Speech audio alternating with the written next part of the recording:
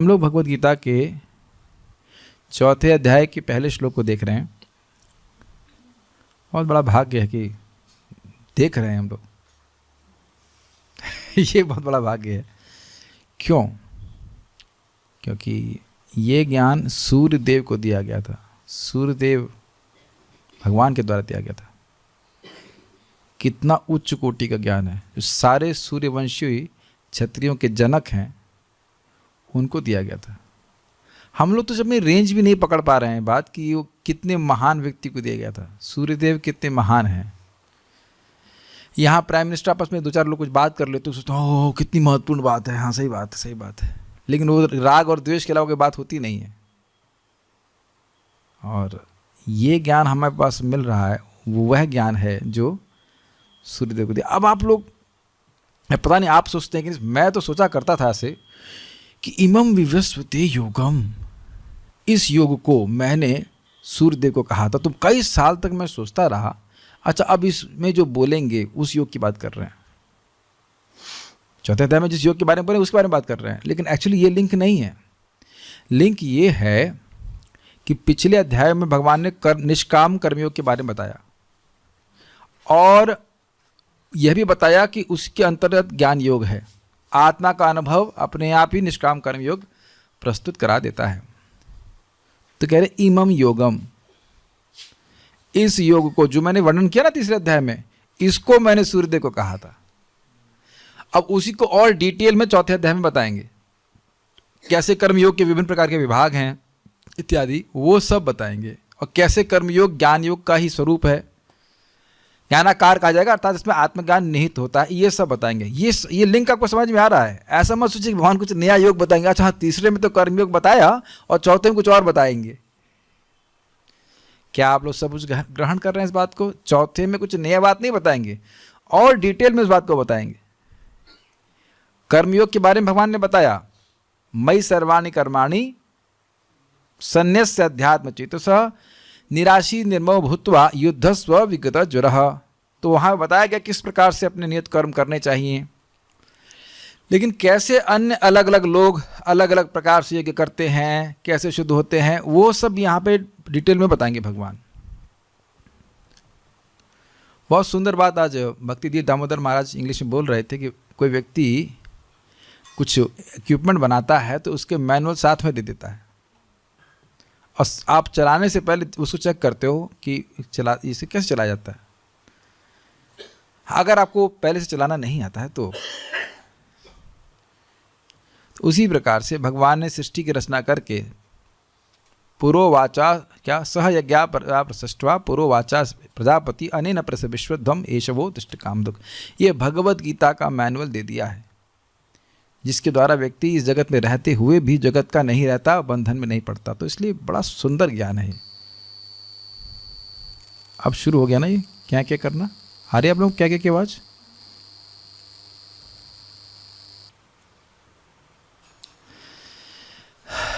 अब जिसको ये मिक्सर चलाना नहीं आता तो वो तो पूरा क्लास बीत जाएगा और बेचारा वो क्लास में वो समझ ही नहीं पाएगा क्या क्या कहाँ से आ रहा है। मानते हैं बात? मुझे पता है कौन सा बटन दबाने से, एक बटन दबाने से 1 सेकंड में समाप्त हो गया कि नहीं। उसी तरह से अब कर्म कर रहा है लेकिन वो बटन दबाए नहीं, भगवान को अर्पित नहीं किया तो चै चै की आवाज़ आएगी, डिस्टर्बेंस होता ही रहेगा उसको। वो दुख में पड़ा रहेगा। बस वो बटन कैसे दबाएंगे वो गीता बताती है। तो खैर हम डिफ्लेक्ट नहीं कर रहे हैं, पॉइंट ये बोल रहे हैं कि जिस कर्मयोग का वर्णन भगवान ने तीसरे अध्याय में किया उसकी स्तुति कर रहे हैं, ये बताते हुए कि परंपरा में ज्ञान आ रहा है। परंपरा भगवान ही शुरू करने वाले हैं, लेकिन ये कोई आज की बात नहीं है, कोई नया ज्ञान नहीं दे रहे हैं, पुराना ज्ञान है। किसको दिया? सूर्यदेव को ज्ञान दिया है। सूर्यदेव को ज्ञान देने से समझ नहीं रहे कि ज्ञान अति उत्कृष्ट है। सूर्य देवता की बात कर रहे हैं, इंसान की बात नहीं कर रहे हैं। बहुत सुंदर श्लोक है, बहुत सारी बातें हैं करने के लिए, मैं रुका नहीं जा रहा है। I should actually first tell you the translation etcetera, but I am just super enthusiastic, but let me hold my enthusiasm first to a standard way. अभी कठिनाई ये कि चै चै करेगा तो हम क्या करें, भक्तों की आवाज़ सुनाई नहीं पड़ेगी। I will be too much. अभी जैसा है चलने दीजिए, ठीक है। मेरे पीछे बोलिए। श्री भगवान उवाच इमं विवस्वते योगं प्रोक्तवाहनमव्ययम् विवस्वान मनवे प्राह मनुरिक्ष्वा कवे ब्रवी। Just give me 1 second.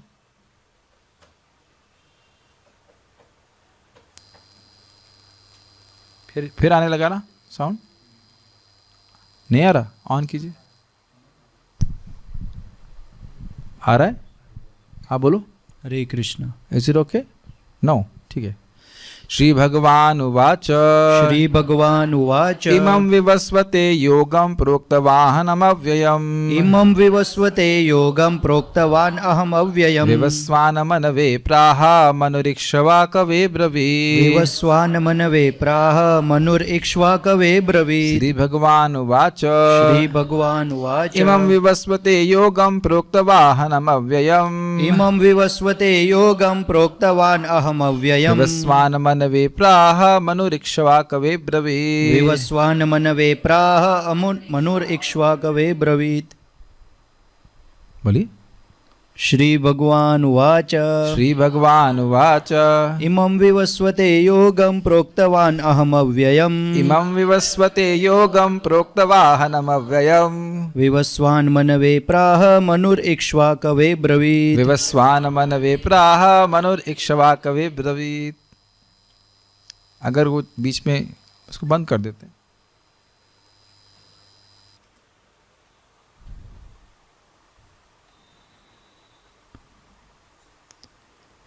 भगवान श्री कृष्ण ने कहा, मैंने इस अमर योग विद्या का उपदेश सूर्यदेव विवस्वान को दिया और विवस्वान ने मनुष्यों के पिता मनु को उपदेश दिया। यह है वैवस्वत मनु, श्राद्ध देव भी उनका नाम है।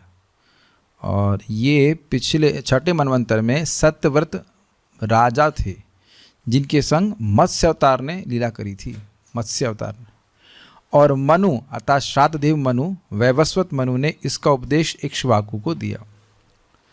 एक रिफ्लेक्शन जो अभी मैंने एकदम बहुत सुंदर रिफ्लेक्शन मन में आ रहा है, एक रिफ्लेक्शन भी है कि जो सूर्य पूरे ब्रह्मांड को प्रकाश देता है उस सूर्य को भी भगवत गीता प्रकाश देती है ना? कितना सुंदर बात। कहेंगे अपनी बात को सुंदर बोल रहे हैं ना, अपनी बात ही सुंदर नहीं बोल रहे, सामने लिखा उसकी, उस पर रिफ्लेक्ट कीजिए। जो सूर्य पूरे विश्व के ब्रह्मांड के अंधकार को नष्ट करने वाला, तम को नष्ट करने वाला है, उनके भी अज्ञान को नष्ट करने के लिए भगवान ने गीता का उपदेश दिया। कुछ लोग कहते हैं भगवत गीता शिशु शास्त्र है। अच्छा अच्छा अच्छा, हाँ सही में ये बच्चों के लिए है। तो उनसे ये पूछा जाए कि क्या सूर्यदेव शिशु हैं? एक और बात आगे आप इसी अध्याय में पढ़ने वाले हैं कि भगवान अर्जुन पूछे कि ये ज्ञान आप मुझे ही क्यों दे रहे हैं? व्यासदेव जी भी हैं, अन्य लोग भी हैं। तो उन्होंने कहा भक्तोऽसि मे सखा चेति रहस्यम ही एतद उत्तमम। आगे आप जानते हो, पढ़ते हो कि ये काल के द्वारा ये ज्ञान लुप्त हो गया। इस कारण से मैं फिर से परंपरा शुरू करने के लिए तुमको चुना हूँ। तो अर्जुन पूछेंगे क्यों चुने हैं? तो कहते हैं भक्तोऽसि मे सखा चेति, क्योंकि तुम मेरे भक्त हो और मेरे सखा हो। अब आप जरा सीन चेंज कीजिए और पहुँच जाइए सूर्य प्लेनेट पे। वहाँ से परंपरा शुरू करी भगवान ने गीता की, एटलीस्ट इस मनवंतर में। तो क्या जो गुण अर्जुन का है वो सूर्यदेव का नहीं होगा? कैच कीजिए, बोलिए। क्या वो भगवान के अंतरंग भक्त और सखा नहीं होंगे? शुद्ध भक्त नहीं हैं? बिना शुद्ध भक्त हुए ही भगवान ने ज्ञान दे दिया। ये कभी सोचिए आप जिंदगी में? This is the first time I am reflecting, first time ever ever ever I reflected like this. कोई विरोध हो तो बताइएगा। अगर इस समय अर्जुन होते तो क्या आप उनके चरण नहीं छूते? क्या उनको प्रणाम नहीं करते? बताइए क्यों? अरे भक्त हैं, भगवान के सखा हैं, मित्र हैं। तो भगवान, आप जानते हो कि जो गुरु हैं वह प्रेमी भक्त से, प्रेमी शिष्य को गुह्य बात भी बताते हैं। तो जो बातें भगवान ने गीता में अर्जुन को बताई थी वही बातें सूर्यदेव को बताई थी। कहते अरे ये कैसे आप बोल रहे हैं? वो भगवान आगे बताएंगे कि हाँ यही इमम विवस्वते योग, यही इसमें आगे क्यों, यही बताएंगे ना। इसी योग को जो मैंने तुमको बताया ना अर्जुन, इसी योग को मैंने सूर्यदेव को दिया था। बहुत अच्छा बात है। तो सीक्वेंस पता है आपको, भगवान श्री कृष्ण ने सूर्यदेव विवस्वान को दिया, विवस्वान ने अपने बेटे, उनके बेटे हैं वो जो मनु है उनके बेटे हैं, तो उनके बेटे को दिया, उनका नाम है वैवस्वत मनु, और मनु ने अपने बेटे इक्ष्वाकु को दिया। ये सूर्यवंशी क्षत्रियों की परंपरा है। एक बात बड़ी स्पष्ट है, मैनेजर्स को भगवत गीता पढ़नी होती है। जब मैं मंदिर मैनेजमेंट में था तो बोले ये मैनेजर है ना, इतना क्लास क्यों दे रहा है, ये इतना क्लास क्यों दे रहा है ये। कोई व्यक्ति कुछ कमेंट किया, मैनेजर होकर इतना गीता पढ़ते हैं तो इनसे पूछो कि हम तो कुछ कीड़ा मैनेजर है, कुछ भी नहीं है ना, एक मंदिर में छोटे से कीड़े हैं, है कि नहीं।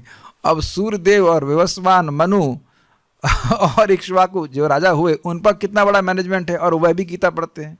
अच्छा, इनमें से कौन, हाँ एक छोटा सा क्विज, इन तीनों में से कौन गृहस्थ नहीं है? Suryadev option number 1 multiple choice, Manu, Ikshvaku और उसके आगे नन ऑफ द अबव। कौन गृहस्थ नहीं है इसमें? क्या उत्तर होगा? सभी गृहस्थ हैं। तो कहे अरे गृहस्थी में रहकर गीता कैसे पढ़ेंगे? तो जो भगवत गीता की प्रसिद्ध परंपरा है वह तो गृहस्थों के द्वारा ही चल रही है। कैसे बचेंगे बताइए? बचने का कोई तरीका गृहस्थों, माय डियर डिवोटीज?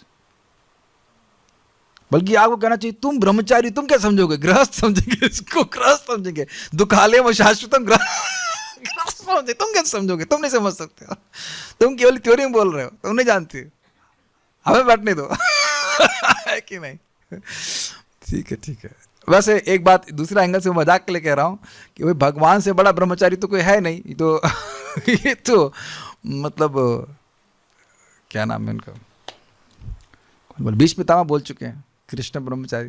तो ब्रह्मचारी ने उपदेश दिया और अर्जुन के ब्रह्मचारी का तो कोई आप कह नहीं सकते हैं, कितना जबरदस्त था उनका। कह रही तो विनोद की बात है। बात इस चीज की है कि ये परंपरा कब से चली आ रही है और कितने महान महान लोगों ने स्वीकार किया। इक्ष्वाकु जानते हैं ना आप? ऐसे मान लीजिए, मान लो कहे हरे कृष्ण मंत्र पता है हमारे भारत के प्राइम मिनिस्टर भी करते हैं, सुरामाला करते हो? नहीं करते, मैं खाली बोल लूँ कि अगर वाकई कर रहे होते और कोई व्यक्ति बोल रहा होता अरे हमारे भारत के प्राइम मिनिस्टर भी करते हैं, तो लोग अच्छा तब तो बड़ा महत्वपूर्ण चीज होगी। कई बार मैं से बोलता हूँ ना, अरे ये सूर्य नमस्कार, मैं किसी को कन्विंस करना हो तो सूर्य नमस्कार तो भारत के प्राइम मिनिस्टर भी करते हैं, जो कि करते हैं, तो लोग थोड़ा कन्विंस हो जाते हैं, हाँ इतना बड़ा व्यक्ति स्वीकार किया मतलब अच्छी चीज़ होगी। तो देखिए भगवान किस प्रकार से प्रीचिंग कर रहे हैं। पहले शब्दों को कि ये इस ज्ञान को उपदेश सबसे पहले सूर्यदेव को दिया गया है, ऐसा नहीं है। अच्छा चलिए, उपदेश दिया होगा वो स्वीकार नहीं किए होंगे, ये भी बात आ सकती है लेकिन नहीं, उपदेश दिया, उन्होंने स्वीकार किया और इस कारण से अपने बेटे को दिया। देखिए आप, जो पिता सारी बात सुनता है वो बच्चे को नहीं बताता, जो अच्छा वो समझता है वो बच्चे को बताता है। अग्रीड? तो अपने लड़के को समझे कि अरे तो बहुत इंपॉर्टेंट बात है, ये तो बच्चे को बताना चाहिए। बच्चा तो कौन थे? वैवस्वत मनु। और ये वैवस्वत मनु कौन है? श्राद्ध देव, जो छठे मनवंतर के अंत में सत्यव्रत मुनि थे, उनको साक्षात मत्स्य अवतार ने ज्ञान दिया था 7 दिन तक। वो जो आंशिक प्रलय दिखाते हैं इसमें, पता होगा आप 8वें स्कंद में पढ़ लीजिएगा उसको भागवत से। तो जो व्यक्ति पिछले जन्म में भगवान को देख कर क्या है, सीधे साक्षात वो बने हैं वैवस्वत मनु बने हैं और उनको ज्ञान दिया जा रहा है। तो वह भी श्रेष्ठ व्यक्ति तो समझ रहे हैं कि सूर्यदेव समझ रहे हैं कि मेरा बेटा बहुत लायक है, इसको उत्कृष्ट वस्तु ही देना चाहिए, उत्कृष्ट ज्ञान ही देना चाहिए, दिया उन्होंने। और उसके बाद इक्ष्वाकु जो उनके बेटे हुए, वह भी पूरे विश्व में राजा करने का सामर्थ्य तो बड़ा आसान ही होता होगा, समझते होंगे आप लोग। और उन्होंने अपने बेटे इक्ष्वाकु को दिया। इसमें एक और रिफ्लेक्शन है। भगवान आप जानते हैं 4थे अध्याय में आगे बताएंगे कि धर्म की ग्लानि क्या श्लोक है? यदा यदा ही धर्मस्य ग्लानिर्भवति भारत अभ्युत्थानम अधर्मस्य तदात्मानां सृजाम्यहम्। जब जब अधर्म की ग्लानि होती है और धर्म की ग्लानि होती है, ह्रास होता है और अधर्म का बढ़ावा होता है, तब तब मैं धर्म की संस्थापना करने के लिए और अधर्म को नाश करने के लिए अवतरित होता हूँ। तो भगवान तो अवतरित होते ही हैं, लेकिन जब भगवान सीधे अवतरित नहीं होते हैं तो ये व्यवस्था करते हैं कि धर्म की संस्थापना उनके रिप्रेजेंटेटिव, उनके प्रतिनिधि के द्वारा हो जाए। तो अगर पूछे जाए कि भाई ये आपने बोला क्यों, तो न सिर्फ सूर्यदेव के उद्धार के लिए, उनको भी उद्धार की जरूरत है, वो भी भगवान के धाम जाना चाहते हैं, वो भी कर्म बंधन से मुक्त हो जाएं और उनके अंतर्गत जो लोग भी हैं वह भी मुक्त हो जाएं, इसलिए भगवान ने दिया। कुछ आप कैच कर पा रहे इस बात को? चौथे अध्याय के इसी आगे के श्लोकों में आप देखोगे कि भगवान धर्म की संस्थापना चाहते हैं, इसीलिए आते हैं, इसलिए भी आते हैं, केवल इसीलिए नहीं आते, लेकिन इसलिए भी आते हैं। तो धर्म की संस्थापना करना बहुत महत्वपूर्ण है, इससे जीवों का कल्याण होगा। तो अपने प्रतिनिधियों को भगवान ट्रेनिंग दे रहे हैं कि ताकि वो धर्म की संस्थापना कर सकें। और इसी कारण से व्यवस्वान सूर्यदेव ने भी मनु को बोला और मनु ने इक्ष्वाकु को बोला, क्योंकि जो भी लीडरशिप पोजीशन पे है उसका एकमात्र कर्तव्य है कि जो उसके अंतर्गत हैं वो धर्म के पथ पे चलें और अधर्म से दूर रहें। और बिना बताए तो सूर्यदेव को ज्ञान नहीं हुआ नहीं हुआ तो हमें कैसे हो जाएगा बिना सुने बोले? ये बताइए, क्या इतने 30 बार खा कोई है व्यक्ति? आप बताइए, आप विचार कीजिए। जब गीता सुनने की आवश्यकता सूर्यदेव को है, इक्ष्वाकु को है, मनु महाराज को है, तो हमें सुनने की जरूरत नहीं। क्या हम अपने आप ही परफेक्ट कर लेंगे? हम वो लोग हैं जिनको आज हम पढ़ते हैं और कल क्या पढ़ा था सब भूल जाते हैं। कुछ याद आ रहा है कल आपने शाम में क्लास में क्या सुना था? एकदम पूछ ले जाए तो झट, तब सोच लीजिए हमें कितना सुनने की जरूरत है। भगवान को तो याद है कि सूर्यदेव को ज्ञान दिए थे, और हमको ये भी एकदम से पूछ लिया कल क्लास में किस चीज़ के ऊपर थी, क्योंकि उपदेशामृत पे चल रही तो याद रहेगा। उपदेशामृत कौन सा श्लोक था? 5 जी, बहुत याद आ गया। कुछ याद है कल उसमें से? नोट्स देखता हूँ मैं। इतने फॉरगेटफुल हैं हम सभी लोग, तो हमारे लिए बहुत जरूरी सुनना। हाँ भाई, श्री भगवान वाचा, इसका क्या अर्थ है? श्री भगवान ने कहा, श्री कृष्ण वाचा नहीं लिखा, इसलिए कृष्ण और भगवान अलग अलग व्यक्ति हैं। श्री कृष्ण भगवान है, ये अर्थ है। इसीलिए लोग कृष्ण भगवान नहीं है। कहाँ लिखा है यहाँ पे श्री कृष्ण भगवान वाचा? और क्या तुम्हारे हिसाब से व्यासदेव लिखेंगे? ठीक है, श्री भगवान वाचा। श्री भगवान उवाचा कहने का ही अर्थ हो गया कि बहुत बड़ी अथॉरिटी है, इनसे बड़ी अथॉरिटी कोई है नहीं। जैसे मैं कहूँ कि ये गीता का तात्पर्य मैंने बताया था प्रभुपाद जी को, तो क्या गोली खाई, आप दिमाग खराब हो गया? प्रभुपाद जी बोलते हैं अपने लेक्चर्स के ऊपर कि मान लो मैं कहूँ कि इस ज्ञान को मैंने सूर्यदेव को दिया, तो कहेंगे Swami ji you are gone mad. लेकिन मैं कहूँ शुभ कृष्ण वाचा, उसके बाद बोले अहम इमम अव्यम योगम, नहीं बोल चलेगा। मैं नहीं कह सकता कि मैंने सूर्यदेव को ज्ञान दिया है, मुझे तो अपना ही स्वरूप का ज्ञान नहीं पता कि मैं कौन हूँ। लेकिन जब बोल रहे हैं श्री भगवान वाचा, मतलब अथॉरिटी। ये जो वचन है ये सब श्रुति वाक्य के समान है। जैसे श्रुति भगवान के सांस से प्रकट हुई है, इसी प्रकार से भगवत गीता भगवान के मुख से प्रकट हुई है। मुखम पद्माद विनिस्तृत, उनके मुख से प्रकट हुई है। श्री भगवान वाचा, कितना सुंदर शब्द है, आई मीन वेरी नाइस। कोई डाउट नहीं करना चाहिए इसमें, भक्तों को डाउट नहीं करना चाहिए, और भक्त डाउट करेंगे भी नहीं। आगे जो अर्जुन प्रश्न करेंगे वो तो उन लोगों के लिए जिनको डाउट है। ये ध्यान दीजिएगा कि जब भगवान बोल रहे हैं तो भगवान ऐसे नहीं बोल रहे हैं मैं श्री भगवान बोल रहा हूं। क्या आप लोग कैच कर रहे हैं इस बात को? जब भगवान अर्जुन से बोल रहे होंगे तो ये नहीं बोलना है देखो मैं भगवान बोल रहा हूं, ऐसा नहीं बोल रहे वो। व्यासदेव जी इसको लिपिबद्ध कर रहे थे, इसलिए बोल रहे श्री भगवान वाचा, ये समझते हुए कि भगवान श्री कृष्ण बोल रहे हैं हम लोग को समझाने के लिए कि ये एकदम अथॉरिटेटिव है। अर्जुन को ये बताने की जरूरत बिल्कुल भी नहीं है भगवान को कि वो भगवान है। ठीक है, आप समझ रहे हैं? श्री भगवान वाचा थर्ड पर्सन में श्री भगवान ने कहा, ठीक है, अहम मैंने, इमम अव्ययम योगम, इस अविनाशी योग को। अब ये अव्यय क्यों कह रहे हैं? तो श्रीधर स्वामी कहते हैं अव्यय फल हेतत्वात् अव्ययम, क्योंकि इससे अव्यय फल प्राप्त होता है, कभी कम ना होने वाला फल प्राप्त होता है। भगवान की प्राप्ति, भगवान के धाम की प्राप्ति होती, कर्म बंधन से व्यक्ति मुक्त हो जाता है, इसलिए इसको अव्यय योग कहा जा रहा है।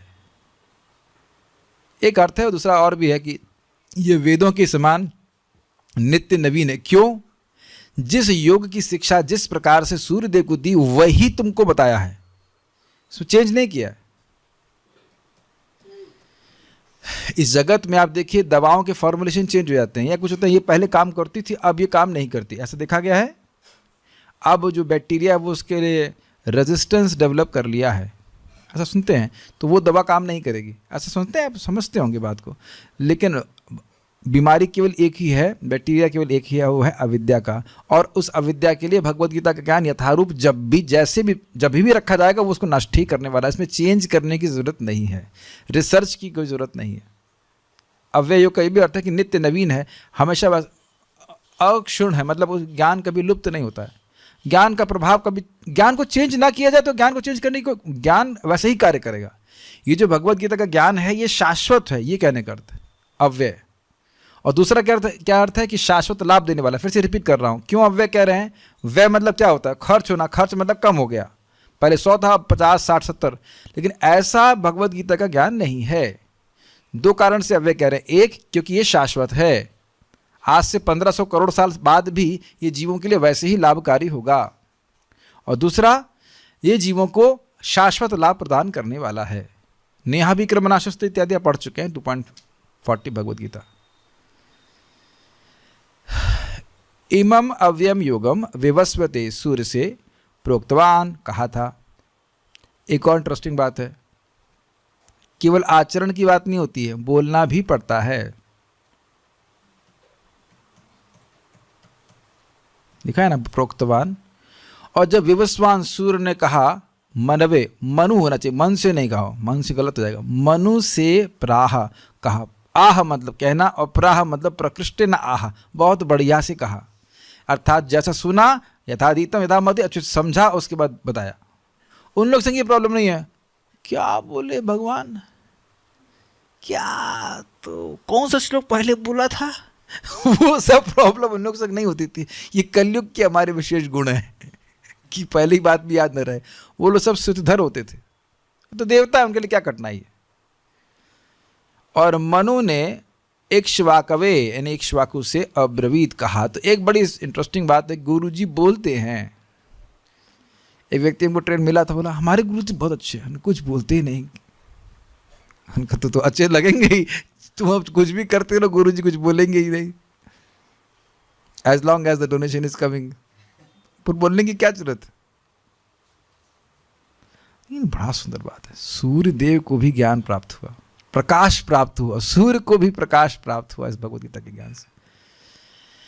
क्या करना है क्या नहीं करना है उसके लिए सूर्य देव को भी सुनना पड़ता है।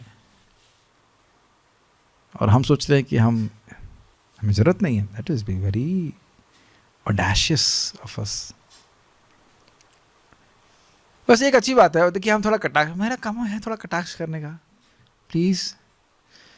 अब सूर्य देव खाना बनाते बनाते गीता नहीं सुन रहे। विद ऑल ड्यू रेस्पेक्ट, हम यहाँ पे जूम वालों भक्तों की बात कर रहा हूँ, जूम पे बना के खा के आ जाया करिए 9 बजे। सिट डाउन एंड हियर, क्योंकि ये अव्यय ज्ञान है। क्यों अव्यय बताइए, क्यों अव्यय है, सामने वाले बताइए। शाश्वत लाभ देने वाला है और बहुत सूक्ष्म है। आराम से, भूखे आने के लिए नहीं बोल रहे हैं, खा पी करके आइए। लेकिन ये 1 घंटा या 1.25 घंटा या 1.5 घंटा या 2 घंटा, नहीं घबराइए मत, इतनी लंबी क्लास नहीं होगी, बट गिव योर टाइम। बाकी सारे टाइम तो हम व्यर्थ कर रहे हैं। इसी के लिए भगवान ने हमको मनुष्य दे दिया है, और भगवान बड़े प्रसन्न हैं। मैं भी सोच ही रहा था, अभी बोला ना हमने, जहाँ गीता पे विचार पठन पाठन होता है वहाँ ऋषि श्री राधा कृष्ण रहते हैं, तो लक्ष्मी जी आएंगी। लक्ष्मी जी की सारी स्रोत हैं श्रीमती राधा रानी, तो दरिद्रता भी तो आएंगी इन साथ में पीछे। क्या लगता है आप लोगों को? लक्ष्मीपति भगवान श्री कृष्ण और लक्ष्मी जी, लक्ष्मी ओरिजिनल लक्ष्मी श्रीमती राधा रानी वहाँ बड़े खुश होकर के आएंगे। अच्छा चल रहा है, गीता चल रहा है, वेरी गुड। हाँ, तो यहाँ दरिद्रता वास होना चाहिए, दरिद्रता का वास होगा। मुझे तो ऐसा अनुभव बिल्कुल नहीं हो रहा, अपने अनुभव से बोल रहा हूँ, बिल्कुल नहीं हो रहा है।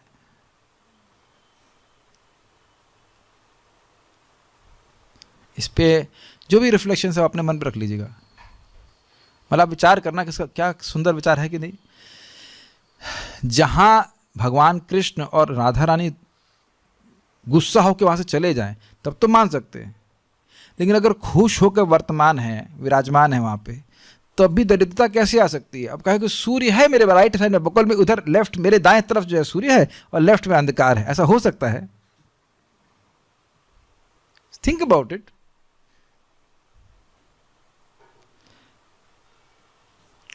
एक भाग पूछ रहा है क्या भगवान गुस्सा भी होते हैं?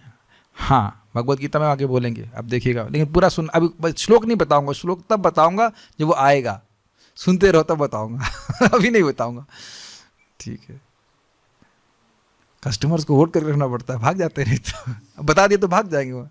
गीता भूषण टीका, श्रीधर स्वामी की टीका हमको कुछ समझ में नहीं आ रही थी, कह रहे थे तत्त्वम असी ये है, वो हमको कुछ ठीक से समझ में नहीं आया, तो जब ठीक से नहीं समझ में आया तो हम गलत ही बताएंगे, इसलिए हम उसको छोड़ दिए, लेकिन उनका एक अंश में ले लेता, अव्यय फल तत्वात् अव्ययम, इतना ले लिया,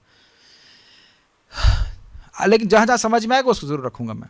गीता भूषण टीका, चौथे अध्याय में देवकी नंदन भगवान कृष्ण उच्च रूप से अपने प्राकट्य के कारण में, एक मिनट माता जी आपको कुकिंग नाम को भूल गए, क्या नाम है माता जी? हरे कृष्णा। आपको कुकिंग आपकी सेवा है, आपके लिए कोई कटाक्ष नहीं था, ठीक है? आप भगवान की सेवा में लगे हो, लेकिन मैं घर वालों को बोल रहा हूँ ठीक है? मुझे लगा अब कभी मैं बोलूँगा तो प्लीज़ बुरा नहीं मानेगा, आप सुन रहे हैं मुझे पता है ठीक है, ठीक है। चौथे अध्याय में देवकी नंदन भगवान कृष्ण उच्च रूप से अपने प्राकट्य के कारण, क्यों भगवान प्रकट होते हैं?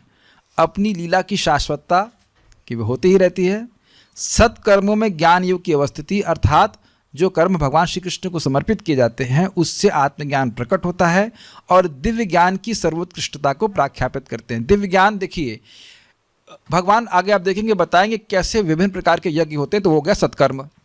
उसके बाद कहते हैं कि इन सभी कर्मों का समाप्यति ज्ञाने परिसमाप्यते, इसका पर्यवसान, इसका कल्मिनेशन ये है कि व्यक्ति को आत्मज्ञान प्राप्त हो। वो केवल यज्ञ ही ना करता रहे, यज्ञ का फल है कि व्यक्ति को आत्मज्ञान प्राप्त होना चाहिए। फिर कहेंगे तद्विधि प्रणिपातेन परिप्रश्न से, इसलिए उस ज्ञान को प्राप्त करने के लिए तुम एक विज्ञ व्यक्ति के पास जाओ। अब ये बात तो जब हम लोग पढ़ेंगे तो आपको थोड़ा और क्लियर हो जाएगा, लेकिन इसको थोड़ा यहाँ पे नटशल में बता रहा हूँ। क्या क्या किस लिए बता रहे हैं? उच्च रूप से मतलब बड़ी क्लियरली, बहुत ही एम्फेसाइज करके बोल रहे हैं क्या चीज़ें, चार चीज़ें अपने प्राकट्य का कारण। ये तो सब लोग समझते हैं, भगवान क्यों आते हैं? धर्म की संस्थापना के लिए, अधर्म के नाश के लिए, साधुओं के परित्राण के लिए, दुष्कर्मियों के नाश के लिए, ठीक है? और किस प्रकार से लीला की शाश्वतता, जन्म कर्म च मे दिव्यम एवं यो वेति तत्वतः त्यक्त्वा देहम पुनर्जन्म नैति मामिति स्वर्जन। उसको वहाँ देखेंगे कि भगवान श्री कृष्ण की लीलाएं किस प्रकार से शाश्वत है, दिव्य है, उसको बताएंगे भगवान। सत्कर्मों में ज्ञान की योग्य अवस्थिति, मतलब वो कर्म जो भगवान श्री कृष्ण को समर्पित होते हैं, यज्ञ कर्म, वह आत्मज्ञान को प्रस्तुत करते हैं, और आत्मज्ञान की सर्वोत्कृष्टता, दिव्य ज्ञान की सर्वोत्कृष्टता को भगवान बताएंगे। चार टॉपिक कुछ याद हो रहे हैं? क्या था? क्यों भगवान आए? दूसरा याद करो, जैसे कॉलेज में याद करते थे, भगवान क्यों आए? उसके बाद ब्लैंक मार रहा है, देखो एक आंख से खोल करके। हाँ, लीला की शाश्वतता, हाँ लीला की शाश्वतता। तीसरा क्या है? सत्कर्मों में ज्ञान योग की अवस्थिति, और हाँ कुछ याद नहीं आ रहा है, हाँ दिव्य ज्ञान की सर्वोत्कृष्टता। My dear zoom devotees, this is open book. Bhagavad Gita में ओपन बुक दिया जाएगा ना तब भी फेल मार जाएंगे और ये स्थिति है। तो ये चार टॉपिक आप याद रखोगे, मुझे भी याद करा देना कि देखो ये लोग क्यों बोलते हैं ऐसे, बड़ा इंटरेस्टिंग है कि ये चार टॉपिक आपको दिखने चाहिए चौथे अध्याय में।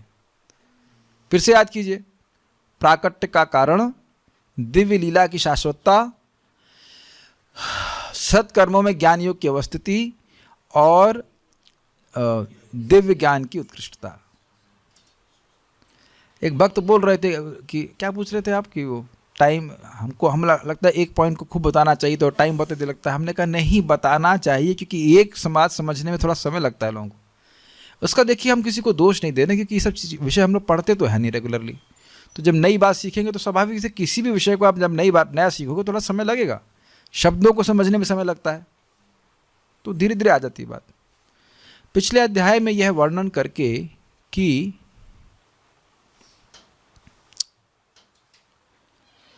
ज्ञान और कर्म योग एक ही हैं, क्योंकि उनका उद्देश्य एक है। अब भगवान उस ज्ञान की वंशावली की स्तुति करते हुए कीर्तन कर रहे हैं। कीर्तन कर रहे हैं मतलब बोल रहे हैं।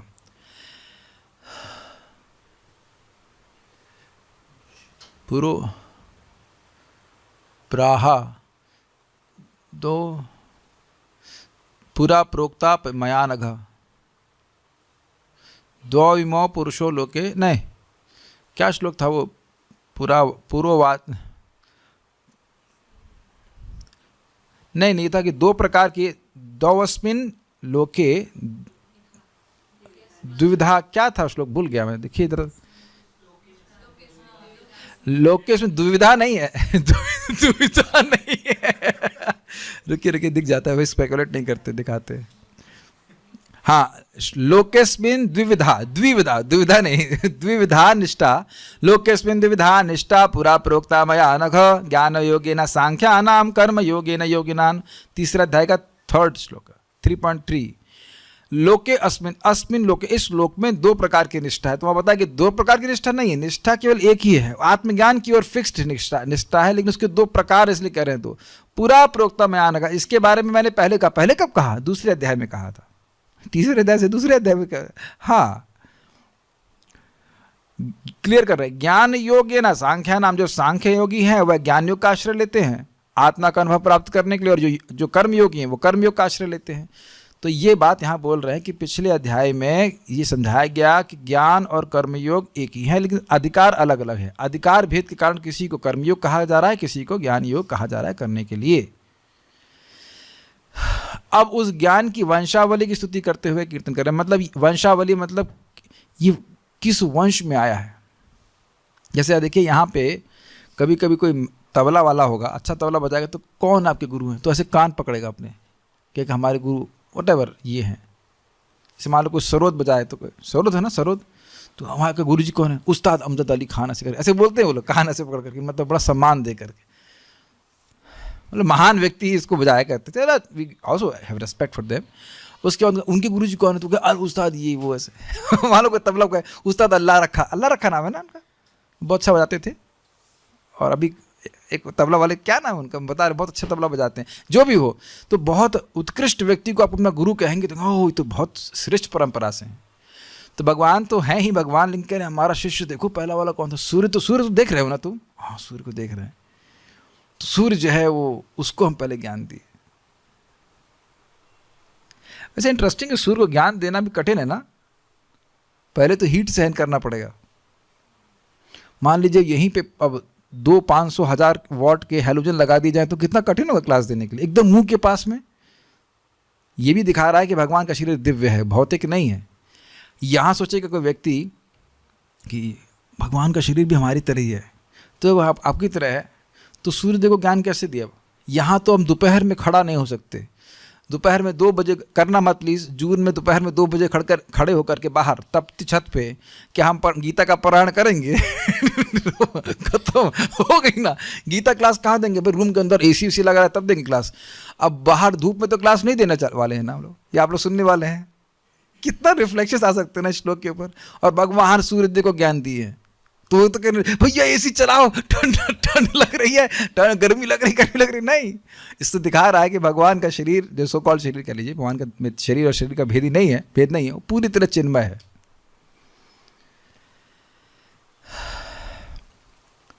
तो ये सब बातें हैं।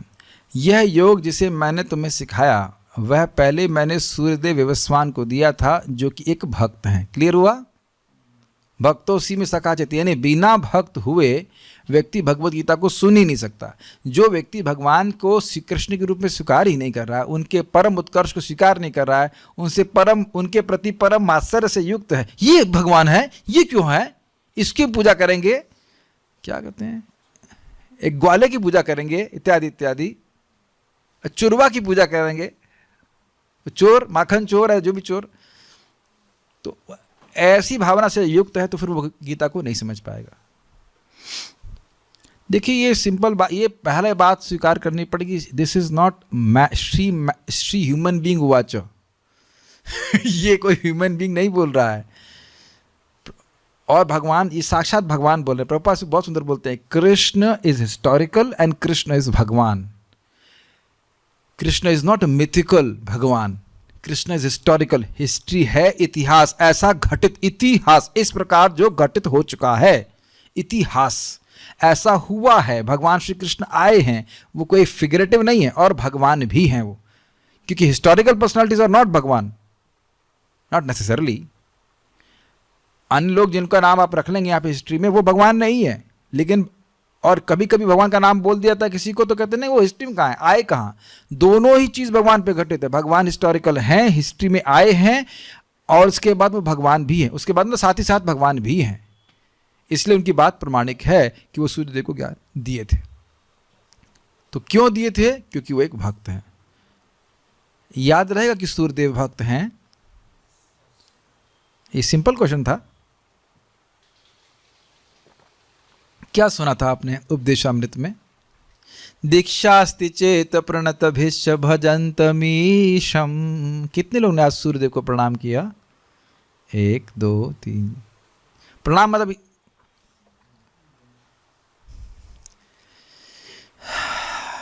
see how Shastra changes the perception. दीक्षास्ति चेत प्रणतभिश्च भजन्तमीशं शुश्रूषया भजन विज्ञमनन्यमन्य निंदादिशून्य हृदयमीप्सित संगलब्ध्या। ये तो देवता है, देवता की प्रणाम क्यों करेंगे? बस देवताओं के विरोधी हो ना, हम देवताओं के विरोधी और हम भक्त हैं शुद्ध। अरे सामने सामने एक ऐसा व्यक्ति है जिनको प्रणाम करके अब आप उनसे आशीर्वाद मान सकते हो कि आज हमको गीता क्लास का कम से कम एक लाइन समझ में आ जाए। आप पूरा समझ लिए, हमें कम से कम गीता का ग्लास का एक प्रकाश तो प्राप्त हो। क्या इतना भी हम नहीं कर सकते हैं? Think about it. हमें तो अब हम जिस यहाँ पे रह रहे हैं, बड़े मैं प्रसन्न हूँ क्योंकि सूर्यदेव दिखते हैं। तो मॉर्निंग प्राम में हम लोग देख ही नहीं पाते सूर्य को। कभी देखते ही नहीं थे। रोज बोलते थे सनराइज के पहले उठना है, और उठ भी जाते थे, लेकिन मंदिर में रहने में ही पड़े रहते थे हम लोग, जब करते रहते तो दिखाई नहीं पड़ता था कि सूर्यदेव कहाँ है। वी शुड एक्चुअली पे ओबेसेंसेस। आपको विरोध हो तो बताइए, इसमें मतलब शास्त्र की बात है। जो भगवान श्री कृष्ण के डायरेक्ट डिसाइपल हैं, इनिशिएटेड डिसाइपल कह लीजिए, तो उनको देख कैसे रहे हैं आप ये देखना होगा ना। आप उनको एक जगत के मैनेजर के रूप में देख रहे हैं या आप एक शुद्ध भक्त के रूप में देख रहे हैं? आप विचार कर लीजिए। Is it not? और क्षत्रिय परंपरा के बीज हैं। कौन सी क्षत्रिय परंपरा? सूर्यवंश क्षत्रिय परंपरा के बीज हैं, सूर्यदेव को दिया। यह योग अव्यय है इस अर्थ में कि यह सभी वेदों का सार है जो नित्य नवीन रहता है। देखिए, वेद शाश्वत है और यही शास्त्रों का सार है। अगर आप लोग को याद हो, बिल्कुल याद होगा, और श्लोक अगर आप दिखा दो, श्रद्धावंतो अनुसूयंतो वाला श्लोक के पहले वाला श्लोक देखिएगा। पता नहीं है आप देख पा रहे हैं कि नहीं, लेकिन मैं बोल दे रहा हूँ। देखिए, श्लोक क्रमांक 30 था। मयि सर्वाणि कर्माणि सन्न्यस्याध्यात्म चेतसा निराशी निर्ममो भूत्वा युद्धस्व विगत ज्वरः। मुझे सभी कर्मों को समर्पित करते हुए और ये समझते हुए कि मैं मतलब हम सब लोग समझें कि हम भगवान के अधीन हैं, उनसे व्यतिरिक्त, उनसे अलग नहीं चल रहे हैं। निराशी, भोग की फल की आशा से रहित होते हुए, निर्ममा, ममता शून्य होते हुए, युद्धस्व, युद्ध करो, विगत ज्वरा, शोक संताप से रहित होकर के। तो ये इस प्रकार से कोई व्यक्ति कर्म कर रहा है तो ये सभी शास्त्रों का सार है। इसको भगवान ने 31 में बोला था, ये मे मतमिदं नित्यम अनुतिष्ठन्ति मानवाः श्रद्धावन्तो अनुसूयन्तो मुच्यन्ते तेऽपि कर्मभिः। तो ने कहा, ये यहाँ बताया गया था कि ये मेरा जो मत है ये नित्य मत है, ये शाश्वत सत्य है, और इसमें जो अनुतिष्ठित रहता है, बैठते हैं, बहुवचन है, बहुत सारे लोग भी ऐसा कर सकते हैं, वो मानव श्रद्धावंत, उनका श्रद्धा है कि यही सारे शास्त्रों का सार है। अनुसूयन, तो वह इसमें द्वेष नहीं करते कि ये शास्त्रों का सार कैसे हो सकता है, ऐसा नहीं करते हो। तो मुच्यन्ते तेऽपि कर्म भी, वे भी कर्मों से मुक्त हो जाते हैं। तो कहने का अर्थ ये, मैं इसलिए श्लोक को दिखा रहा हूँ कि ये जो भगवान ने ज्ञान दिया है, ये नित्य बात है कि सभी को समझना चाहिए कि वह स्वतंत्र नहीं है। अपने कर्मों को भगवान को समर्पित करना सीखना चाहिए। मतलब वो कर्म ऐसे किए जाएं कि भगवान से प्रसन्न हो, और जो फल है वह भी भगवान को समर्पित हो। सिंपल सी बात है। और उसमें फल की आशा ना रखे, और उसके बाद भोग आशा नहीं रखे, ममता शून्य रहे, और अगर इसमें पारिवारिक आसक्ति कहीं दिक्कत कर रही है तो उसको त्याग करके व्यक्ति भगवान की भक्ति करे। तो ये सभी वेदों का सार है जो नित्य नवीन रहता है, अव्यय। इसको समझने का प्रयास कीजिए। जैसे इसमें अंदर कोई फल रखा है क्या माता जी? कोई फ्रूट है, एक फ्रूट दे सकते हैं? मैं खाली दिखाने के लिए बोला। Any fruit anything can be, just अभी मिल सकता है क्या मेरे को, एक दिख बस मैं दिखाने के लिए कि आप कोई चीज़ अगर किसी फल को आप हेल्प कर दो ना, हेल्प कर दो, एज डिफरेंस तो देख रहे होंगे ना ठीक है। वैसे तो फल की जरूरत नहीं है क्योंकि जो हमारा कर्म फल है ये शरीर, चलो अगर वो फल नहीं मिल रहा तो हाँ यहाँ बस भी दीजिए, वेरी गुड, ये बड़ा फल दिख जाएगा हमारा से। तो आप देख रहे हैं कि जिस रूप में ये फल दिख रहा है, दिस इज क्वाइट इंटरेस्टिंग, मैं अपने चेहरे के पास में रखा हूँ किसी कारणवश अब समझ में आ रहा है आप लोगों को। तो ये फल देखिए और ये फल भी देख लीजिए ये कर्म फल है हमारा चेहरा और ये एक फल है, ये दोनों को भगवान को समर्पित करना इससे पहले कि सड़ जाए है कि नहीं? मान रहे ना कि जैसा फल दिख रहा है ये वैसा दिखेगा नहीं, और इसकी उपयोगिता यही है कि इसे भगवान को समर्पित कर दिया जाए। उसी प्रकार से जो हमारा चेहरा अर्थात हमारा शरीर, यह भी तो नित्य ही व्यय हो रहा है कि नहीं? हम लोग उम्र में बढ़ रहे हैं कि उम्र में कम हो रहे हैं एटलीस्ट इस देह की बात कर रहे हैं तो उम्र में कम हो रहा है। हमारी बहुत लंबी उम्र नहीं है, 40 साल मर गए 40 साल मर गए और जो भी उम्मीद है कि 40 साल और मरना है, मरना बाकी रह गया है और जीना बाकी नहीं रह गया है। और इस फल को तो कुछ थोड़ा आप फ्रिज में रख करके कुछ इसकी लाइफ बड़ा कर सकते हैं कि अपने को फ्रिज में रख देंगे मम्मी बन जाएंगे, पिरामिड में जाएंगे, रख दीजिएगा गुड प्रॉप।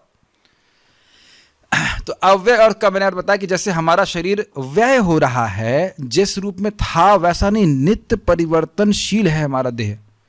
क्या श्लोक सुना था गीता का आपने? ना सतो विद्यते भावो न भावो विद्यते स्वतः उभयोरपि दृष्टोस्तस त्वन्योस तत्वदर्शिवी। तो ये कब घटित होगा? जो वस्तुएं परिवर्तनशील हैं उनकी सत्ता नहीं है, और जिसकी सत्ता है अर्थात आत्मा की उसमें कोई परिवर्तन नहीं है। तो ये कब सत्य है? हमेशा सत्य है। इसलिए ये श्लोक हमेशा एप्लीकेबल रहेगा, इसलिए ज्ञान अव्यय हो गया। मैं थोड़ा समझाने का प्रयास करता हूँ, एक और तरह से फिजिक्स के एग्जाम्पल दे रहा हूँ। जिसको भी हम लॉ कहते हैं, अगर आपने पढ़ा हो फिजिक्स, तो वो लॉ नहीं होता है, वो एक अप्रॉक्सीमेशन होता है, और उसमें भी कुछ ना कुछ रहता है। ये सब बात रख ली जाएंगे तब इस लॉ को मान्यता होगी। आज मान रहे हो लेकिन आगे जरूरी नहीं आगे माना जाएगा। लेकिन ये जो सत्य है कि आत्मा नित्य है, ये सत्य नित्य है। मैं समझा पाया? कृष्ण भगवान हैं तो ऐसा नहीं कि 5 साल बाद या 500 करोड़ साल बाद उनकी ये सत्य चेंज हो जाएगा। कृष्ण भगवान हैं तो हमेशा भगवान हैं। तो ये आज से 500 करोड़ साल बाद भी यही बताया जाएगा कि कृष्ण ही भगवान हैं। जैसे अगर मैं कहूं कि इस समय जो मनु हैं, अगले मनवंतर में तो वो मनु नहीं रहेंगे ना। मनुवंतर, मनु में परिवर्तन आ गया तो कोई दूसरा व्यक्ति मनु बनेगा, लेकिन अगले मनवंतर में भगवान कौन होंगे? कृष्ण भगवान होंगे। It's very good. ये शाश्वत बात है कि हम उनके नित्य सेवक हैं, नित्य दास हैं। उसको पकड़ के चलना है, झूठी बातों को नहीं पकड़ना है। तो आप समझ पा रहा हूँ, मैं अलग समझ पा रहा हूँ कि मैं अव्यय शब्द की व्याख्या कर रहा हूँ कि ये सभी वेदों का सार है जो नित्य नवीन रहता है। इसी कारण से ऐसा नहीं है कि आप और मैं पहली बार भगवद गीता को पढ़ रहे हैं। बहुत से लोग तो पहली बार नहीं पढ़ रहे होंगे, लेकिन ये श्लोक आप बहुत से लोग को बाय हार्ट भी होगा शायद, लेकिन it goes deeper into your heart, it becomes more fresh. जितना हम इसको चर्चा करते हैं, डिस्कस करते हैं, नहीं लग रहा किसे लग रहा है पहली बार पढ़ रहे हो? मेरे को भी लग रहा है। नहीं तो वही बात बार बार बोलने में तो बोरियत हो जाती है। नहीं, सभी वेदों का सार है जो नित्य नहीं रहता। समझ में आ गया? नेक्स्ट क्या है? और इसलिए अव्यय कह रहे हैं इस अर्थ में कि इसका फल शाश्वत होता है। अव्यय फल हेतुत्वात्, अव्यय फल के गुण, अव्यय फल का हेतु होने के गुण के कारण इसको अव्यय कहा जा रहा है। अर्थात शाश्वत पद की प्राप्ति कराएगा, कर्म बंधन से मुक्त करेगा और भगवान के पास पहुंच जाएगा। क्या प्रमाण है? जन्म कर्म च मे दिव्यम एवं यो वेति तत्वतः त्यक्त्वा देहम पुनर्जन्म नैति मामेति सुवर्जना। जो भगवान श्री कृष्ण की जन्म की और कर्म की दिव्यता को समझता है, जब भी समझता है, जितना भी समझ लेगा, अगर वो समझ लिया कि भगवान श्री कृष्ण के जन्म कर्म दिव्य हैं, तो वह देह त्यागने के बाद दोबारा जन्म नहीं लेगा। दिख गया अव्यय फल, दिख गया शाश्वत फल कि नहीं दिख पा रहा है? एक भक्त पूछ रहे थे, बस इतना समझ लेते इतना समझ लेते, भगवान शाश्वत हैं, भगवान कृष्ण शाश्वत है, इतना समझ लेने से हम पहुंच जाएंगे। तो उन भक्तों को मैं बोलना चाहूँगा कि आप एक माइक लें रिकॉर्डिंग इंस्ट्रूमेंट के साथ और घूमिए मार्केट में और पूछे कितने लोगों को बात पता है, स्वीकार करते हैं कि कृष्ण भगवान शाश्वत हैं। तब समझ में आएगा कितने कम लोग इस ज्ञान को स्वीकार करने के लिए इच्छुक हैं। आप जो भक्त हो वो स्वीकार कर ले रहे हो तो आसान लगता है। जैसे मान लीजिए कोई व्यक्ति संस्कृत में पीएचडी कर रहा हो तो उसको स्वाभाविक सी बात है संस्कृत चीज़ें बड़ी आसान लगेंगी, हम लोग को भी आसान लगेंगी ना। क्या ये काव्य बोल रहे हैं, ये अलंकार वो अलंकार, लोट क्या कहते हैं, लट लुट लिंग, पता क्या क्या नाम होते हैं ना, है ऐसे होता था ना, क्या क्या नाम होते हैं उसमें पता नहीं चलता उसमें। क्या बोल रहे हैं लोग, कुछ नहीं समझ में आएगा ना। इसी प्रकार से इतनी बात कि कृष्ण भगवान है, कुछ लोगों को यह भी स्वीकार नहीं होता है, भगवान ही है स्वीकार नहीं होता है। तो जो इस तरह से स्वीकार कर रहा है, हरे कृष्ण भगवान ने ही बात बोली थी, ये बहुत भाग्यवान व्यक्ति है। आप सभी, हम सभी लोग भाग्यवान हैं। It's very very very very important. Please इसको दुर्भाग्य में कभी नहीं परिणत होने देना। बहुत अच्छा बात है। क्यों यह अव्यय है? क्योंकि इसका फल शाश्वत है। We should reflect upon it. इस जगत में जिन चीजों को हम बहुत बहुत मूल्य दे रहे हैं, जरा विचार कीजिए कि क्या उनका फल शाश्वत है। हम लोग विचार नहीं करते, इसीलिए तो उनको, जिनका अत्यंत अल्प समय का फल, अल्प समय के लिए कुछ फल मिलेगा और वो भी दुख रूप होगा, उसके लिए हम बहुत प्रयास कर रहे होते हैं। और यहां थोड़ी सी मेहनत करें तो अव्यय फल प्राप्त हो सकता है।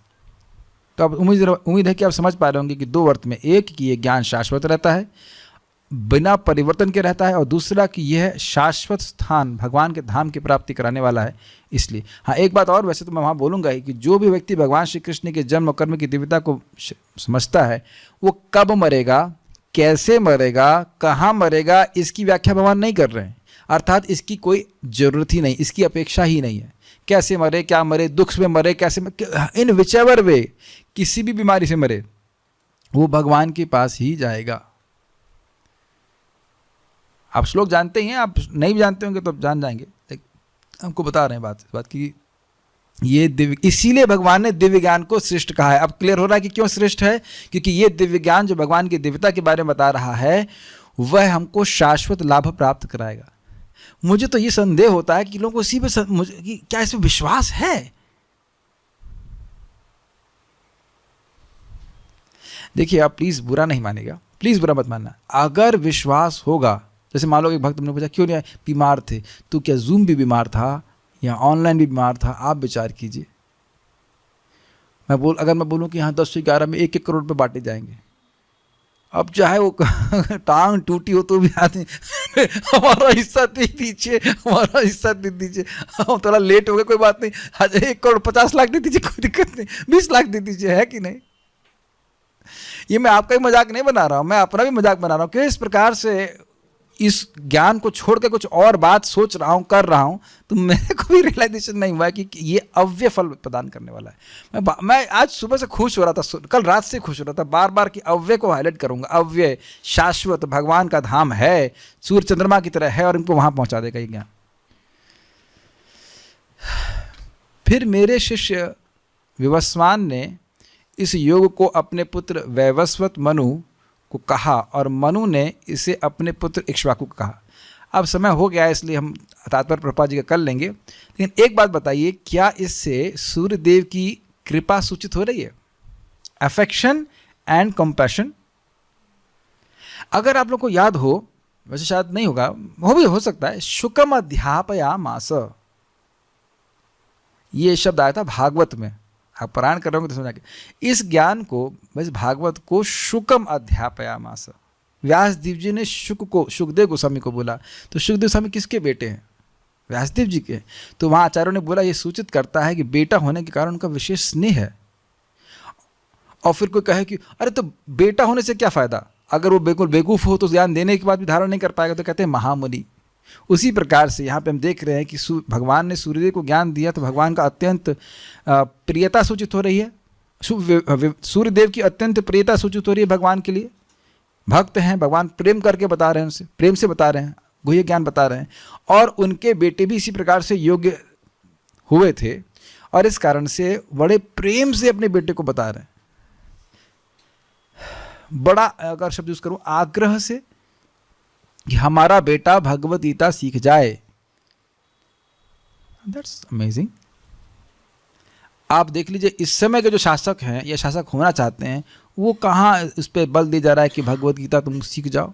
प्रभुपाद अपने प्रवचन में कहते हैं ये पूछा जाना चाहिए, तुम शासक बनना चाहते हो ना, ये बताओ गीता का कितने श्लोक आते हैं तुमको और कितने धारण कर पा रहे हो अपने जीवन में, तब तुम शासन करने के लिए योग्य हो। तो यहाँ देख रहे हैं कि भगवान ने ये ही मेड श्योर, उन्हें क्या बोलेंगे मेड श्योर, उन्होंने सुनिश्चित किया कि ये जो शासक हैं जो पूरे विश्व में शासन करेंगे इन्हें पहले गीता समझ में आ जाए। अरे खुद ही कर्म बंधन में फंसे हो तो जो चेले हैं, जो प्रजा है वो तो कर्म बंधन में फंसी ही रहेगी। यदि यद आचरति श्रेष्ठस तत्तदेव तरो जना, जो सर्वश्रेष्ठ व्यक्ति हैं, मनु महाराज मानवों में सर्वश्रेष्ठ हैं, उनको पहले ज्ञान दिया गया। बहुत अच्छी बात है, भक्त बोले थे even if others don't follow the leader must follow, क्योंकि अल्टीमेटली लीडर को देख के व्यक्ति बाकी लोग भी ठीक होने लग जाएंगे। नित्यानंद प्रभु ने डकैतों के सरदार को ठीक किया सबसे पहले, उसी को उपदेश दिया, बाकी तो सब उसके पीछे चलेंगे।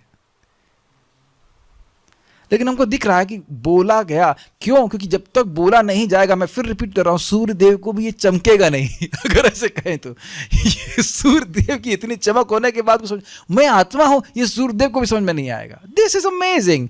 जब देवता को समझ में नहीं आया, वो भी देवता में शर्मा और सूर्य देवता को समझ में नहीं आया, तब बताओ हमें कैसे समझ में आ जाएगा बिना सुने। आप विचार कर लीजिए।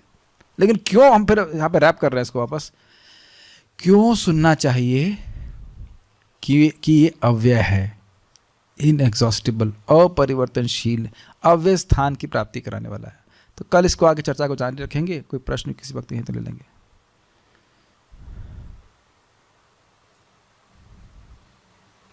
एक भक्त बोल रहे थे कि भगवान गुस्सा भी होते, उसका उत्तर मैंने दे दिया है, लेकिन उनका दिव्य गुस्सा है। क्या अन्य देवता भी सूर्य देवता का ताप सहने में असमर्थ हैं? अब पता नहीं। देखिए ये हमने सुना है, एटलीस्ट हम सुनेंगे 8वें अध्याय भगवद गीता में, मतलब मैं सुन चुका हूँ पहले की, और हमने सुन चुके हैं इस बात को यहाँ पे भी। दूसरे अध्याय में सुना था कि सन्यासी शरीर छोड़ता है और एक क्षत्रिय शरीर छोड़ता है, तो दोनों ही लोग सूर्यलोक में प्रवेश करते हैं। समानता बात करें तो यहाँ दिखता है कि वैसा शरीर प्राप्त हो जाता है जिसमें सूर्य ग्रह में व्यक्ति रह सकता है, तो वो कोई दिक्कत नहीं है। मैं ये बोल रहा था कि लोग सोचते हैं कि भगवान श्री कृष्ण का देह हमारे जैसा है, लेकिन ऐसा नहीं धारण करना होगा। भगवान अपना देह परिवर्तन नहीं करते हैं, प्रभुपाद आगे समझाएंगे। उनका चिन्मय देह वो कहीं भी प्रकट हो सकता है, किसी ग्रह में प्रकट हो सकता है और वो ज्ञान दे सकते हैं। ये कहना चाह रहा था। भगवान ने सबसे पहले ज्ञान सूर्यदेव को ही क्यों दिया था? क्योंकि आप अवेलेबल नहीं थे ना। हाँ बोलते तो आपको दे देते, वो आप अच्छे डिवोटी ना उससे, इसलिए। अब ये प्रश्न क्यों दिया था, ये प्रश्न नहीं अर्जुन ने पूछा। अर्जुन ने पूछा कि मैं कैसे समझूं कि आपने ज्ञान दिया था, आप तो हमारे समवयस्क हो। ये नहीं पूछा कि क्यों दिया था। वैसे अगर सही उत्तर मैं दूं कि वैसे इनका प्रश्न थोड़ा अजीब सा है। ये पूछा जाए कि सूर्यदेव को ज्ञान क्यों दिया था, तो बड़ा अच्छा प्रश्न है कि लोगों का कल्याण हो जाए, उसका उत्तर तो आचार्यगण बताएंगे। लेकिन आप कहेंगे सूर्यदेव को ही क्यों दिया था, वैसे ये भी एक अच्छा उत्तर है। स्पष्ट है कि सूर्यदेव को ही क्यों दिया गया, तो ये भी क्लियर है। क्यों? क्योंकि सूर्यदेव क्षत्रिय वंश के सोर्स हैं। सूर्यवंशी क्षत्रियों ने बहुत समय तक राज्य किया, पूरे विश्व में राज्य किया, तो इसलिए उनको ज्ञान दिया ताकि इसमें उसका प्रवर्तन कर सकें। तो अगर ऐसा समझेंगे तो ठीक है, लेकिन अगर ये मजा ऐसे प्रश्न कर दिया गया तो उसका उत्तर यह कि भैया आप बोलते तो आपको दे देते, कोई दिक्कत नहीं है। तो कोई भी उत्तर आप ग्रहण कर सकते हैं। वैसे मेरे ख्याल से सीरियसली प्रश्न किया गया तो सीरियस उत्तर को ग्रहण कीजिएगा। जो दीक्षित नहीं है वो भी धाम जाए, हरे कृष्णा जाएगा। देखिए अब ये प्रश्न हम यहाँ पे नहीं लेना चाहते हैं। वैसे तो प्रश्न ये है, देखिए दीक्षा का मतलब क्या है वो आप लोग अब शाम की क्लास में आइएगा तो मालूम चलेगा धीरे धीरे। दीक्षा काले गुरु करे आत्म नहीं सॉरी शिष्य मैं सरेंडर बोल रहा हूँ, मैं तुमको सुधार नहीं सकता कि नहीं? नहीं, दीक्षा काले शिष्य करे आत्मसमर्पण, से ही काले कृष्ण करे तार आत्मसम। तो अब आप ये बताइए, जब भगवान श्री कृष्ण का साक्षात शिष्य हैं, क्या नाम है इनका, विवस्वान, उनने आत्मसमर्पण किया तभी तो भगवान ने ज्ञान दिया। या ऐसे सूर्यदेव आ गए, देख रहे मैं कैसे चमक रहा हूँ तो ये सब भगवान के आगे नहीं चलेगा। मैं बहुत ज्ञानी हूँ, तो भगवान ज्ञान नहीं दिए। शिष्यस्ते हम शाधिमाम तम प्रपन्नम, अर्जुन ने बोला तो यही रीति से सूर्यदेव भी ग्रहण किए होंगे कि इसी रीति से ज्ञान मिलता है। तो भगवान ने अपने सम समझ कर, अपना समाज प्रेम अपना प्रेमी भक्त समझ कर ज्ञान दिया। लिखा गया है ना कि वो उनके भक्त हैं। तो पॉइंट क्या है समझना का, दिव्यम ज्ञानम ददाति थी दीक्षा, जहां ज्ञान ही नहीं दिया जा रहा, जहां गुरु जी कुछ बोल ही नहीं रहे, तो फिर क्या दीक्षा प्राप्त हुआ? सुनना बहुत जरूरी है, तो सुन करके ज्ञान प्राप्त हुआ। क्या नवरात्र में दुर्गा देवी का प्रसाद जब हमको दिया जाता है तो ग्रहण करना चाहिए? दुर्गा देवी ठीक है, जनरल प्रश्न है, लेकिन देखिए जब देवताओं को प्रसाद मिलती है, नहीं ऐसा मत, क्लास के संबंध में प्रश्न कीजिए। ये प्रश्न का उत्तर आपको लेना है तो 500 रुपये पहले अकाउंट में जमा कीजिए, उसके बाद this is not good, I don't not to be angry, लेकिन कहाँ हम लोग बात कर रहे हैं 4.1, आप कहाँ उसको लेके जा रहे हैं? ठीक है, अभी नहीं उत्तर देंगे इसका, जब अकाउंट में ट्रांसफर होगा तब देंगे। नहीं मजाक कर रहा हूँ, ठीक है, अभी उत्तर नहीं देंगे, अलग से भेज देंगे, वो क्लास के संबंध में पूछिए। हाँ बोलिए, माइक बोलिए, ऑन कीजिए, ऑन नहीं है, बोलिए। प्रभु जी, ये सिर्फ सेकेंड और थर्ड अध्याय भगवान ने विवस्वान जी को दिए थे कि आप पूरा? हाँ, ये मेरे मन में था बात कि क्या भगवान ने केवल कर्मयोग और निष्काम कर्मयोग और ज्ञान योग ही विवस्वान को बताया? देखिए क्या बोला जा रहा है, विवस्वान भगवान के भक्त हैं, और ये अर्जुन भी तो भगवान के भक्त हैं, तो भगवान निष्काम कर्मयोग और ज्ञान योग के बारे में बता रहे हैं, तो इसका मतलब ही नहीं भक्ति योग छुपा के रख लेंगे, अपने भक्त से तो वही बात बताएंगे। निष्काम कर्मयोग और ज्ञान योग उन लोगों के लिए बताया जा रहा है जो सीधे भक्ति को स्वीकार नहीं कर सकते हैं, सीधे नहीं स्वीकार कर सकते। ये जितने भी हैं सब भगवान के शुद्ध भक्त हैं राजा। तो इसका अर्थ ये है कि बहुत अच्छा प्रश्न है, ये मैं सोच ही रहा था कि मन में डाउट आ सकता है, क्यों लगता है खाली निष्काम कर्म योग और ज्ञान योग दिया और बाकी कुछ नहीं दिया किसी को? नहीं, वो भी भगवान के भक्त हैं। लिखा ना भी हम टीका में एकदम स्पष्ट लिखा, क्योंकि वो भगवान के भक्त हैं तो भक्ति के बारे में तो भगवान बताएंगे ही, लेकिन ये भी स्टेप्स हैं कुछ तो इनके बारे में बता रहे हैं। ऐसा नहीं है कि व्यक्ति को पहले निष्काम कर्म योग करे और ज्ञान योग करे फिर भक्ति योग करे, ऐसा है नहीं। लेकिन किसी का अधिकार अगर भक्ति योग पे सीधे नहीं है तो कम से कम शुरू करें यहाँ से, धीरे धीरे करके शुद्ध होगा। देखिए हम लोग पहले चर्चा कर चुके हैं कि एक वरिष्ठ भक्त भक्ति का आश्रय लेता है, लेकिन वह मतलब नियत कर्मों का पालन केवल इसलिए करता है ताकि जिन लोग की योग्यता भक्ति में नहीं है वह उसके आचरण को देख करके उसका पालन करें। अब आप अगर सुने होंगे तो बात समझ में आ रही होगी। अर्जुन को भी निष्काम कर्म करने की जरूरत नहीं है, उनका युद्ध करना भी भक्ति योग है, क्योंकि बोले करिष्य वचनम तव, मैं आपकी बात के अनुसार चलूंगा, आपको प्रसन्न करने के लिए कार्य करूँ। वो शुद्ध भक्त हैं, लेकिन उनको भगवान ने आज्ञा दी है कि आप नियत कर्म कीजिए ताकि अन्य लोग जिनको नियत कर्म करना जरूरी है उनके लिए आदर्श स्थापित हो। तो इसलिए ऐसा नहीं सोचना चाहिए कि सूर्यदेव को भक्ति के बारे में बताए ही नहीं भगवान। आप ही सोचिए, आप फिर बैलेंस कीजिए ना, गीता के ज्ञान की शुरुआत के लिए भगवान ने अर्जुन को चुना 5000 साल पहले, और उससे पहले भगवान ने सूर्यदेव को चुना मतलब ही has to be properly qualified. तब तो इस जगत में भगवान कृष्ण के बाद, भगवान कृष्ण तो आदि गुरु हैं, अगर फाउंडर आचार्य ऑफ गीता ज्ञान कहें तो कौन है? विवस्वान है। कुछ आप समझ रहे हैं मेरी बात? ये जो गीता की परंपरा, ये जो जिसको हम लोग अभिज्ञ हैं, सीख रहे हैं, उसके फाउंडर आचार्य कौन है? विवस्वान। भगवान तो है ही, लेकिन भगवान ने जिनको ज्ञान दिया उस परंपरा में सबसे पहले कौन है? Suryadev. He can not be less than a pure devotee. स्पष्ट लिखा है, आप वो भक्त हैं इसलिए। तो भक्त मतलब मिक्स डिवोटी नहीं, शुद्ध भक्त है, तो उनको भक्ति के बारे में भी बताया। गीता केवल दूसरा तीसरा अध्याय है, कहीं से टीका तो नहीं सुन के आ गया आप। कुछ लोग कहते हैं हम केवल गीता के तीसरे अध्याय तक मानते हैं ऐसा तो नहीं मानते हैं। Who is Vaishampayan? Vaishampayan is Vyasadev. Stop here now. कल प्रभुपाद जी के आगे तात्पर्य हमको पढ़ेंगे और श्रीपाद रामानुजाचार्य की टीका को पढ़ेंगे। श्रीमद् भगवद गीता की जय, श्रील प्रभुपाद की जय, ताई गौर प्रेमानंदे।